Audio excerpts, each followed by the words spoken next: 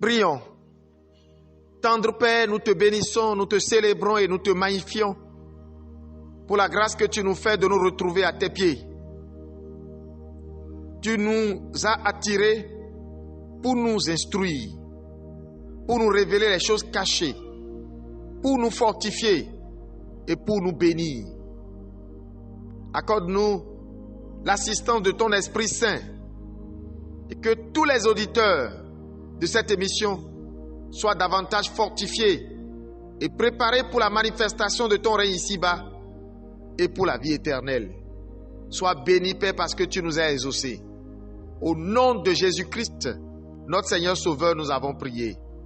Amen. Chers amis, bonsoir. Le thème qui nous est proposé pour cette deuxième édition de Apocalypse, ce thème donc s'intitule « Les fondements de l'assurance du chrétien en Jésus-Christ ». Les fondements de l'assurance du chrétien en Jésus-Christ. Le mot « assurance » indique la certitude d'une chose, gage de son existence ou de son accomplissement. L'apôtre Paul et tous les chrétiens avec lui pouvaient dire « Car j'ai l'assurance que ni la mort, ni la vie, ni les anges, ni les dominations, ni les choses présentes, ni les choses à venir, ni les puissances, ni la hauteur, ni la profondeur, ni aucune autre créature ne pourra nous séparer de l'amour de Dieu manifesté en Jésus-Christ notre Seigneur. » Romains 8, versets 38 et 39. Mais d'où les chrétiens tirent-ils une telle assurance en Jésus-Christ? Les chrétiens tirent leur assurance assurément de l'œuvre accomplie par l'agneau de Dieu. Cette œuvre est pour eux vraie et suffisante pour le salut, perçu comme délivrance et libération. Jésus a en effet réglé les trois problèmes majeurs de toute l'existence humaine, à savoir, en premier lieu, la damnation éternelle. En second lieu, l'esclavage de la chair. Et enfin, la domination du monde et de son prince, Satan. La désobéissance à la loi de Dieu a mis l'homme dans l'état d'un accusé condamné. Son sort scellé le destine à la perdition éternelle, ce que nous avons appelé tantôt la damnation éternelle. Toutefois, la grâce de Dieu a laissé une brèche. L'écoulement d'un sang expiatoire qualifié pourrait rendre possible l'annulation de cette décision. Les chrétiens sont sûrs que le sang de Jésus-Christ est l'unique sang qui a pu plaider devant Dieu et obtenir cette libération pour toujours. Il n'y a donc maintenant aucune condamnation pour ceux qui sont en Jésus-Christ. Romains 8, verset 1. Cela est perçu donc comme le premier fondement de leur assurance. Il n'y a plus de condamnation. Il n'y a plus de condamnation pour celles et ceux qui croient en Jésus-Christ. Mais il y a un second problème, celui de la domination de la chair, rendue possible par le péché. Le premier Adam, avant la chute, était sous la domination de l'esprit. Mais, éloigné désormais de Dieu, la chair a pris le dessus et l'a prise en otage. Néanmoins, comme l'a su exprimer l'apôtre Paul, l'être humain que nous étions auparavant a été mis à mort avec le Christ sur la croix, afin que notre solidarité avec le péché soit brisée et que nous ne soyons plus esclaves du péché. Romains 6, verset 6. Alléluia. Ce deuxième problème aussi est réglé. Il est désormais possible par la foi de vivre selon les principes du royaume de Dieu sans en enfreindre un seul.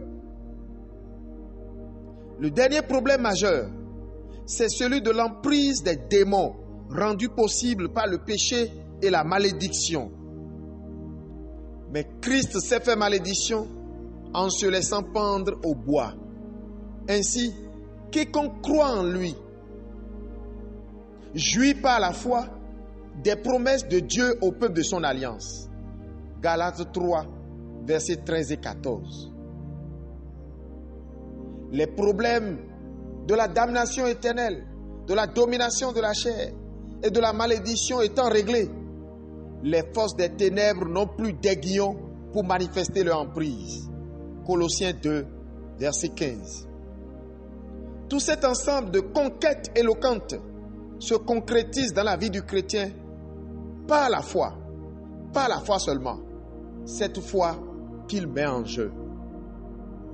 Plus de condamnation, plus d'esclavage du péché, plus de malédiction, plus d'oppression démoniaque, mais la foi rend le chrétien plus que vainqueur dans les saisons d'épreuve du siècle présent. Alléluia. Veux-tu entrer dans cette victoire? C'est possible. L'amour de Dieu peut t'accueillir tel que tu es, sans te juger. Il te revient de te décider tout simplement. Décide-toi. Crois en Jésus et son œuvre et ton histoire va changer. Es-tu prêt maintenant même? Fais cette prière avec moi. Jésus-Christ, je crois que par ta mort à la croix, par ta résurrection, tu rends possible le pardon de mon péché et ma délivrance de l'emprise du diable. Aujourd'hui, je me donne à toi et je crois que je suis sauvé. Amen. Alors, tu es entré dans ta victoire, crois-le. Ta victoire dans le siècle présent et dans le siècle à venir.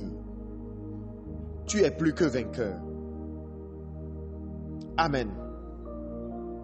Veux-tu aller plus loin dans la connaissance des choses révélées?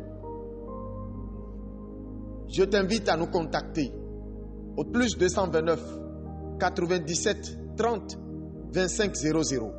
Plus 229 95 11 89 75. C'était Apocalypse, une émission de la cellule de réveil et d'évangélisation méthodiste et du ministère TKP international. Daigne le Seigneur nous fortifier tous. Prions avant de nous séparer.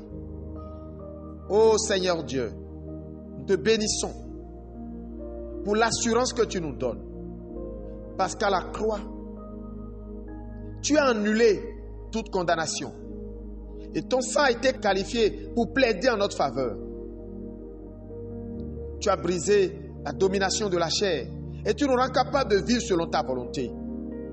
Et Seigneur, tu as arraché tout pouvoir aux puissances ténébreuses et tu nous rends libres.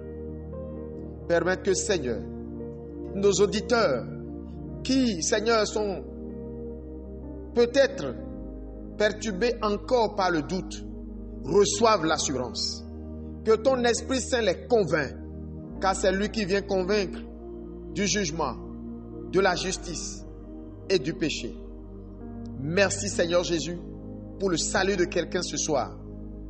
C'est au nom de Jésus-Christ que nous avons prié. Amen. La paix de Jésus-Christ soit avec vous dès maintenant et à jamais. Amen.